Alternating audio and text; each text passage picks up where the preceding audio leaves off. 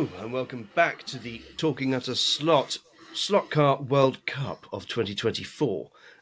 This is Game 7 of the group matches, and we're trying to put people through into the quarterfinals. We've so far seen the big guns outdoing the small guns. Here we've now got two, how should we put it? Appearance-minded brands. Two brands that make pretty things.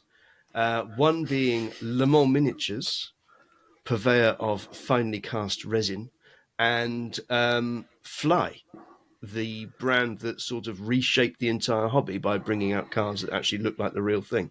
So, and magnets that could drive cars upside down. Exactly.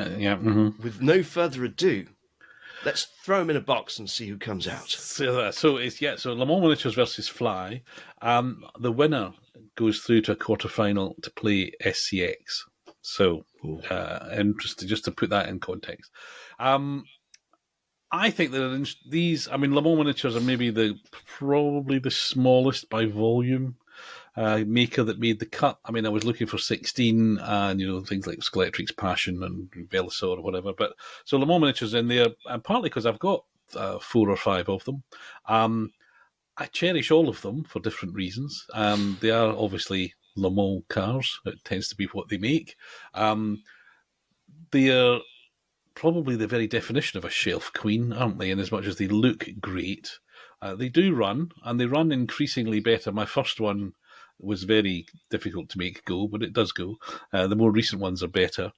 They tend to disassemble as they go around, so you have to be careful of losing the finer bits. But once you get that all sort of finally glued on and stuff, they're very nice. As you say, they're not slow. If you drive them without a care in the world, it's slot-it parts, isn't it? So yeah, they'll go quickly, but it's you might pay a heavy penalty if you come off. That's the danger of it. And I think they make certainly this was more true in the past, but it's still very true. They make models you will not get anywhere else because the resin manufacturing process allows them to do quirky low volume stuff. For example, the Kramer Group C 917 when they built sort of the last 917. That car, I think, raced twice or 3 times or something. So a tiny, but an interesting and quirky, and given all the 917s we've got from Fly and from other manufacturers, it's a lovely addition to that set, and it's a beautiful model. It's beautifully finished. And they did the pink pig as well, didn't they? The proper pink pig. They did a proper pink, which that's if a pink pig can be a unicorn, then that's kind of. I'll probably never have one because there's very few and they're very expensive. I always long for the Rondo, the Le Mans winning Rondo, and the Peugeots, the late Evo Peugeots. I've got a Rondo, not quite the race winning one. It's the wrong number. It's the team car, but it still looks good.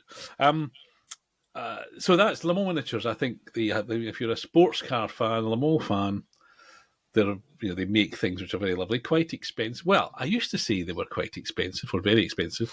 Actually, the others have kind of risen. SRC are more expensive than Le Mans Miniatures now. SRC will go very fast, but they're about the same. Over to you on Fly. I have lots to say about Fly, but I'm sure.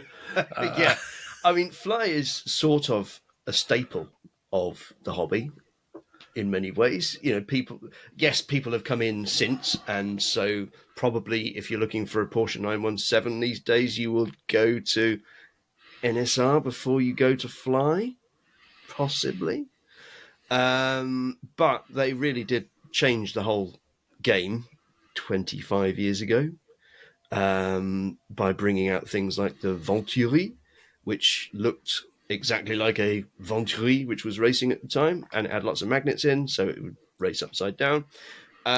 Since then, of course, Fly's been through endless permutations. We had Fly, we had GB Track, we had Falcon, we had Vulcan, we had Slot Wings, and now we're Fly Slot Model Car, whatever. and slot wings. Mm. All of which, we had the engine in the right place. So a Porsche 911, it's behind the rear axle. Front-motored cars are front-motored. All of them are very heavily magnet dependent, and all of them very, very pretty in the box, which don't tend to stay pretty if you race them because all the pretty bits fall off. The pinions and gears are something of a nightmare to work with, but they are full of character. Mm. The Lister Storm is one of my favourite slot cars ever. Nice and interesting shape of a car, but also the detail they put into that. Some of the little photo etched grills and the molding the exhaust in a different piece of colour so that it looked slightly heat stained, etc. It's a quirky car, that one, but it's a very nice model. Yeah, I basically have a dependency on Fly Renault 5 turbos, so whenever they make one, I've got to buy it. So Le Mans cars and classic rally cars, they may just be my demographic, but they make things which I remember very fondly watching, and even some of the older ones, so the 70s cars. The 70s F1s are all very pretty. Obviously, most of them are on the same chassis because they came out with the March 761, and that chassis is now under the Brabham, it's under the Hesketh, it's under all sorts of things. They are interesting to race, those. I've got the Lotus 78, which is probably the quickest of that era of skinny-motored 70s F1 cars. If you want to race one without a magnet, just put it on the track. That's probably the one to have. But I think I'm on my fourth pinion now, and the crown gear went horribly in the last race I did last week. And so I sort of got a half-lap lead, and then the pinion started going and the gear started going, and by the end it was just crawling, and I won by about that much because everyone else was catching up as my car was getting slower and slower and slower. They do the trucks, obviously, and some quirky stuff like that. The Fly Racing versions of everything are rocket ships. Mm-hmm. And the Fly Racing 911 is one of the nicest slot cars to drive. It's really, really supple, and it's got a not overpowered long can motor with lots of torque, but not too much to make it hop everywhere. You've got all sorts of interesting stuff that's come out of Fly. Well, when they're about to do quirky stuff again, they'll go the transit vans, one make series, but again gives them lots of liveries. They seem to be the master of reliverying an existing moulding, which clearly helps pay the rent. But they keep doing it to a very high standard and finding, 20 years on, finding attractive liveries for something. You think, well, why didn't you do that 20 years ago? But I'm glad they do it. A few too many fantasy liveries. Maybe I'm just blind to fantasy liveries. What do you mean by? do you mean rusty Porsches and rusty Renaults, that sort of thing? Well, there's that, yeah, and also there's the Queen with her Porsche 911, but also the sort of the odd. Let's just do an orange Jägermeister one, which it never was. I've got a Jägermeister Alpha 156 tucked away somewhere. I think there's a Jägermeister everything. Yeah. So I mean, good on Jägermeister. But I think actually these two companies, in a way, I think are kind of similar. It's just the scale that's different. They make very nice, detailed models, which do go. Just that Le Mans Miniatures don't make very many, and they don't go quite as well. Whereas Fly have been going a lot longer and make more different kinds of cars. Although there's a trend here, big company beats little company, and I don't think this was going to be any different. But I think I'm going to vote Fly definitely win this one for me. But I feel Le Mans Miniatures are nearly they're not that. Well, they are far away, but I feel bad about them not doing well. Let me put it that. Yeah, we like them, but and we like their choice of models and how they make them as models. But as slot cars, it's got to be for Fly. Got to be for Fly.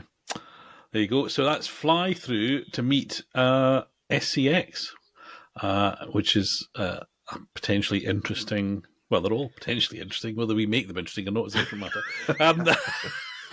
So that's one of the quarterfinals. So we've only got one more regular first round match to go, match 8, which is going to see, I think, the matchup of the tournament so far, which is going to be Racer Sideways versus Scale Auto. Ooh, So punchy. I think that's going to be punchy, and whoever wins gets to take on SRC in the quarterfinal. So I think the group of death, as it might have been called, that one, which was So anyway, that's coming up shortly. We'll put up graphics with the things. There'll be stuff on Facebook, podcasts. You get them wherever you're getting them, and it's all on the YouTube as well. Leave us comments. Let you know what you think, because you probably don't disagree with us. And we'll see you shortly for match 8. Have fun.